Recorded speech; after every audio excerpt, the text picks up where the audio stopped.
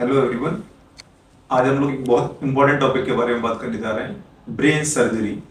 Brain surgery किस किस तरह की ब्रेन सर्जरी होती है, कैसे कैसे करते हैं, माइक्रोस्कोप, एंडोस्कोप या फिर ओपन सर्जरीज कैसे करते हैं और क्यों करते हैं। क्या हर पेशेंट को ब्रेन सर्जरी जिसमें चोट लगी है, हर किसी पेशेंट को ब्रेन सर्जरी करना जरूरी है, हर ट्यूमर में ब्रेन सर्जरी करना जरूरी है, इस बारे में हम बात करेंगे। कैसे कैसे पेशेंट्स में किस किस एज ग्रुप में कौन कौन से ट्यूमर्स होते हैं, कौन कौन से ट्रॉमा होते हैं, हर किस पेशेंट में सर्जरी करनी है, किस पेशेंट में नहीं करनी है, किस में दवाइयों से ठीक कर देना है, किस पेशेंट में इन्फेक्शन होने के बाद भी सर्जरी करते हैं।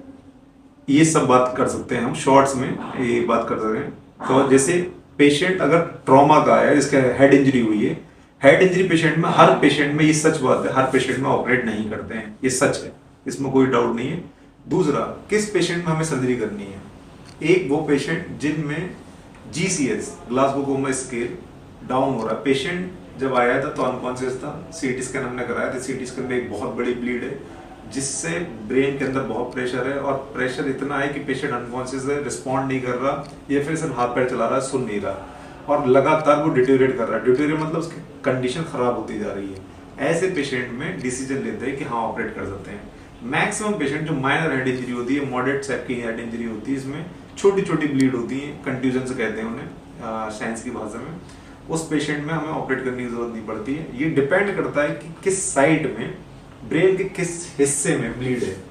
जैसे मान लीजिए ब्रेन का 4 लोब होते हैं, frontal lobe, parietal lobe, temporal lobe and occipital lobe, 4 हिस्से होते हैं। फिर 2 हिस्से ऐसे होते हैं जो राइट और लेफ्ट में डिवाइड करते हैं, राइट साइड में और लेफ्ट साइड में। ब्रेन के किस साइड में पेशेंट कैसे कैसे रिएक्ट कर रहा है, पेशेंट इंप्रूव कर रहा है या नहीं कर रहा है।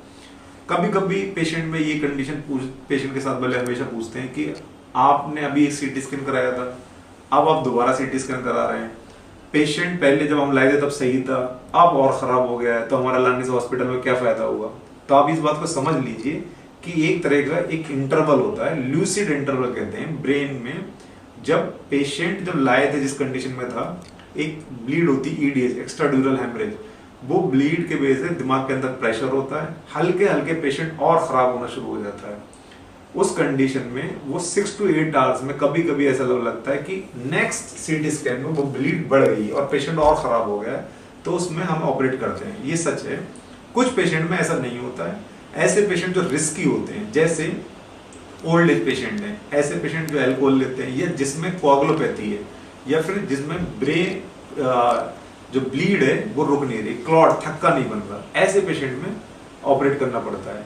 कैसे ऑपरेट करते हैं, कभी कभी हम बहुत छोटे सर्जरी करते हैं, एक स्मॉल हम छेद बनाते हैं क्रेनियम के अंदर, या आप कह सकते हैं सर के अंदर, और उससे बोन काटते हैं, और बोन के अंदर जो ड्यूरा होती है, जो एक लेयर होती है, झिल्ली होती है ब्रेन के ऊपर, उसको हल्का सा खोलते हैं और वहां से क्लॉट निकालते हैं।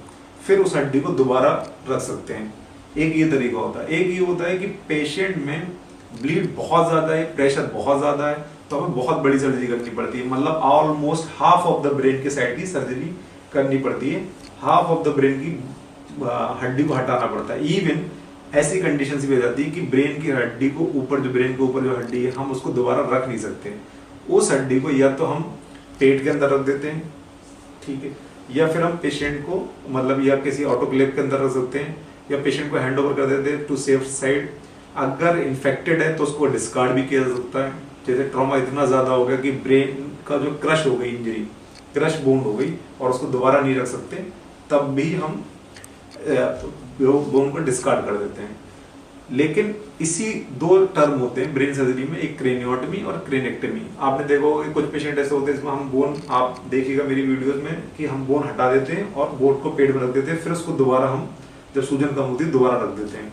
और एक ऐसे पेशेंट होते हैं जिनमें सर्जरी हमने की, बोन हटाई, सर्जरी कंप्लीट की, और बोन दोबारा वापस रख दी और उसको फिक्स कर दिया, ऐसा भी करते हैं।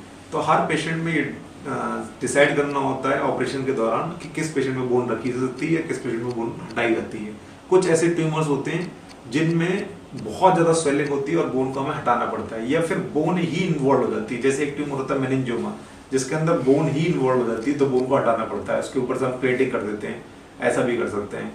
ये सब रीजन है, इस तरीके से ब्रेन सर्जरी की जाती है। और एक तरीका ये है कि एंडोस्कोप कब यूज करते हैं, माइक्रोस्कोप बहुत कब यूज करते हैं ब्रेन सर्जरीज में। तो एंडोस्कोप जैसे हम पिट्यूटरी सर्जरी कर रहे हैं तो नाक के द्वारा हम जा सकते हैं ब्रेन के अंदर। और एक होता है कि कोई एंड्रिज्म सर्जरीज हैं या फिर बहुत डीप सर्जरीज है, उसमें माइक्रोस्कोप्स की भी जरूरत होती है, हम लोग करते हैं। और डीप सर्जरी के लिए माइक्रोस्कोप का यूज करते हैं, जिससे हम ब्रेन के अंदर डीपर स्ट्रक्चर्स में जा सकें, सेफ सर्जरी कर सकें, माइनर कॉरिडोर में, इवन 5 mm के कॉरिडोर में हम सर्जरी कर सकते हैं। बाकी मैं आपको नेक्स्ट वीडियो में बताऊंगा, तब तक के लिए थैंक यू।